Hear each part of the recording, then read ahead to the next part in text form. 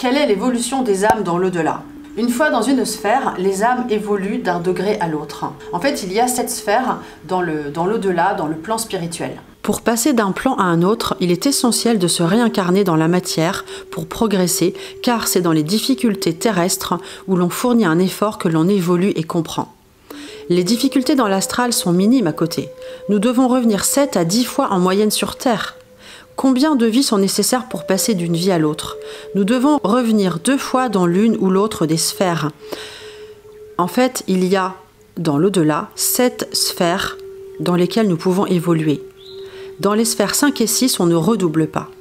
Les habitants des sphères supérieures peuvent redescendre, mais pas l'inverse. Nous, les incarnés, devons éviter de visiter la première sphère qui est noire et impressionnante. Si on n'est pas protégé, c'est le bas astral.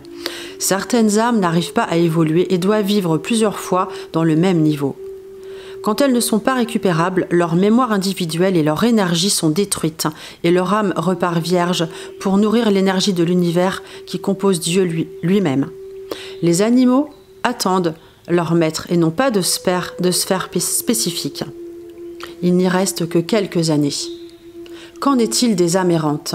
Les suicidés ou les morts brutales hantent la terre. Ces âmes ne sont pas mauvaises, mais elles ne comprennent pas leur état. C'est en priant qu'on les aide à monter dans la lumière. Ces sphères sont parmi nous, mais leurs ondes nous sont invisibles à nos yeux terrestres.